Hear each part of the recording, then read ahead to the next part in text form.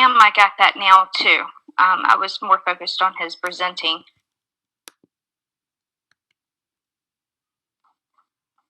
Okay, so I wonder if we can make this bigger. All right, so when pearl number 2, when you come to the fork in the road, you take it. Well, what does that mean? Well, about 20 years ago, Mrs. Brotman and I were on vacation with the kids up in Cape Cod.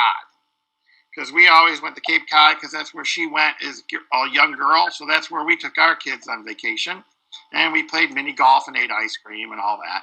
And I would get lost all the time because, we didn't have one of these. And I didn't have a GPS. And I'm a guy, so we don't ask for directions.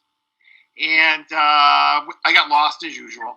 So my wife said, hey, why don't you ask that old man over there? So I said, hey, we're trying to get to this place, yada, yada. And he goes, well, you take a right, you take a left, and when you come to the fork in the road, you take it. And I said, which way? And he said, you take the fork in the road. Okay, so the point is, you just have to pick a direction in life. And the people who get stuck in this journey and developing and figuring out who they are get stuck at the forks in the road. They can't move on. And I'm here to tell you today, it's okay if you make a mistake. If you go to the right and you decide to do something and you don't like it, go back to the left and figure out what it is so you can work your way up the path. So you can work your way down the road and get to where you want to get to. But it's that getting stuck is what happens to people in life. So here's my path. And I was weird. I had a very straight linear path for almost all of my life until a couple years ago. I was born in 1960. Yes, I'm that old.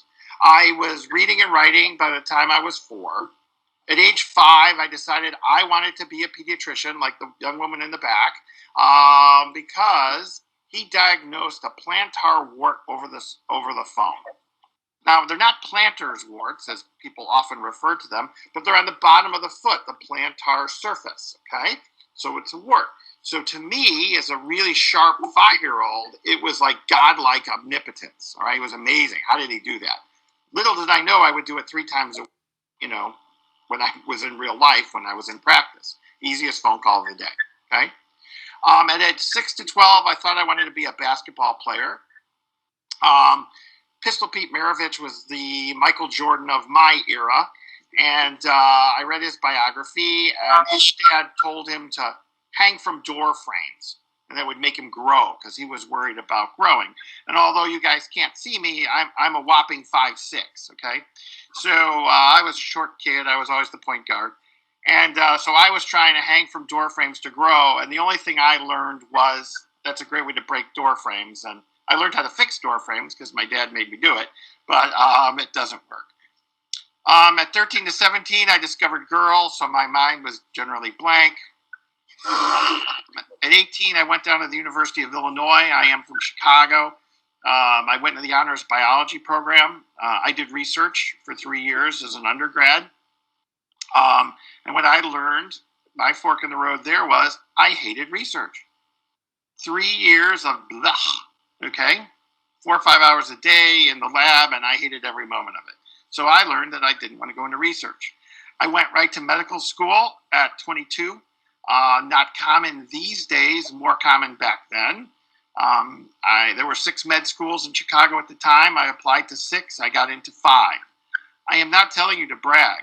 I am telling you that people will tell you they don't want you.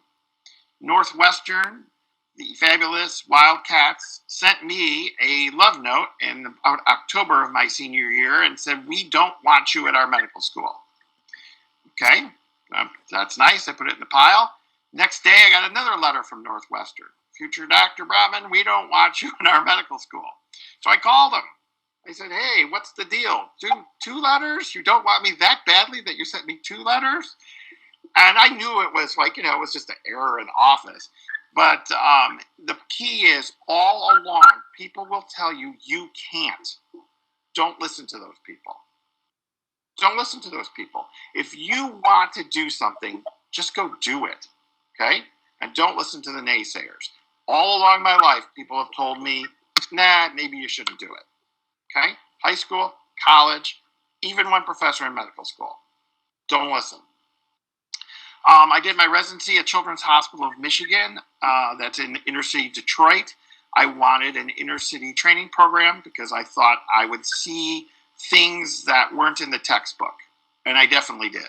And I saw things in all stages. So where else would you see tertiary syphilis except in a poor urban setting? Regretfully, there's lots of pathology there, and people have a delayed entry into healthcare for many, many, many reasons. Those are good training grounds. I became a general pediatrician.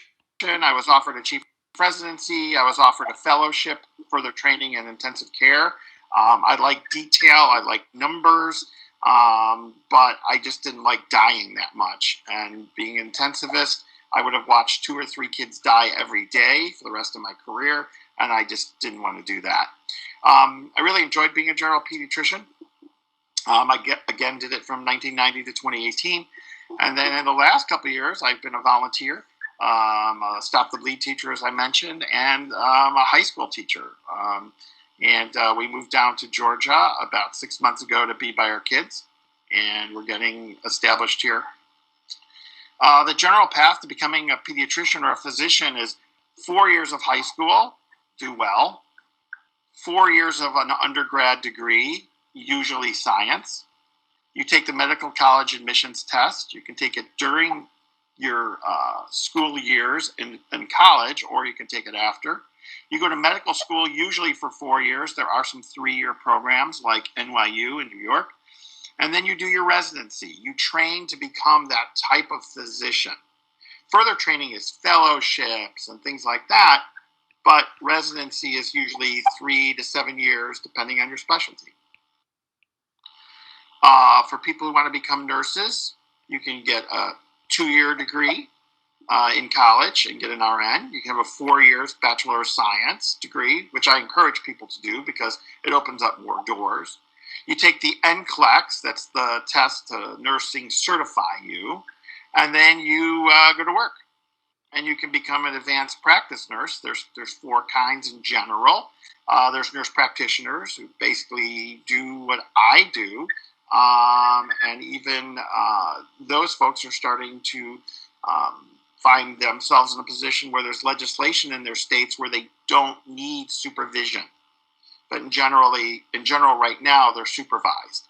For the people who want to be PAs, there is no certification process right now to have you guys function as independent people. So you will be under the umbrella of a supervising physician probably for a while. They're certified nurse anesthetists. They're people who give anesthesia in surgery. They're usually supervised in a hospital setting.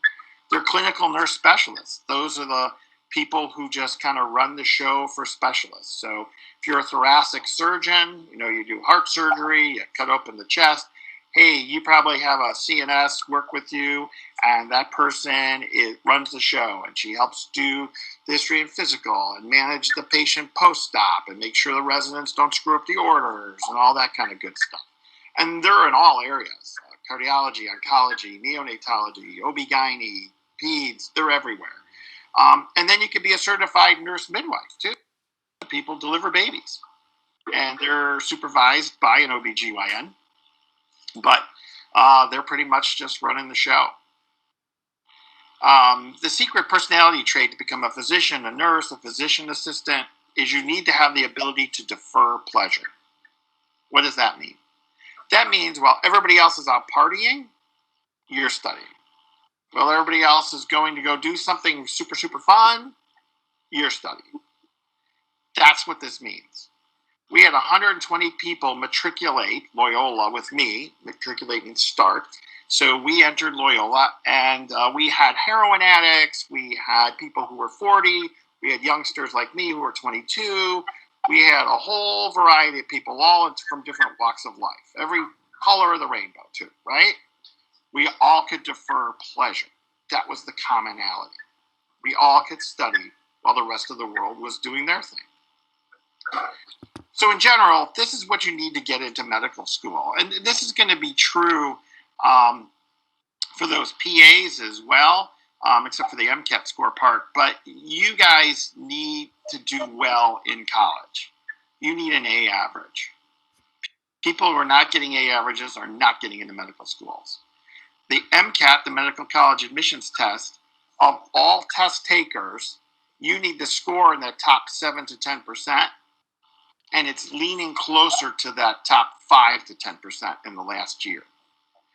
You need to do community service, maybe about 1,000 hours, medical experiences, maybe about 1,000 hours, and you need a hard science degree.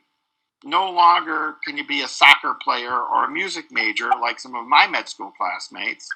For the most part, they're really looking for people, chemistry, biology, neuroscience, healthcare science, things like that. They are not looking for people who have a different type of major. I have a friend who played soccer at USC, he had a great time, he traveled the world, super bright guy, and he took the right classes to take his MCAT and did well and got in. Not too often anymore. Matter of fact, most people who play a college sport, their GPA is about 0.5 lower than it probably would have been because it's a full-time job, basically.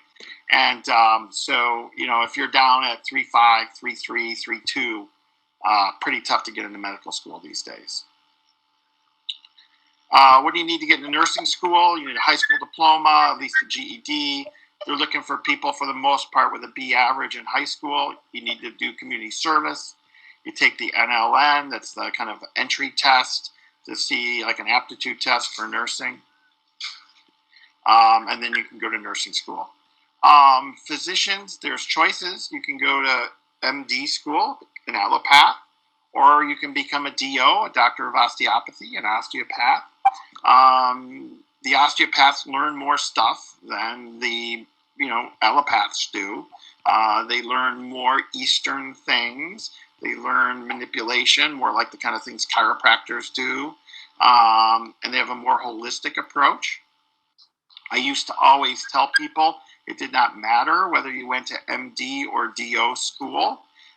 In the last 6 months to 9 months, something changed. And what changed is you take board exams during medical school and DO school, same for both. And usually at the end of your second year, the end of your fourth year, and then 1 or 2 years into your residency.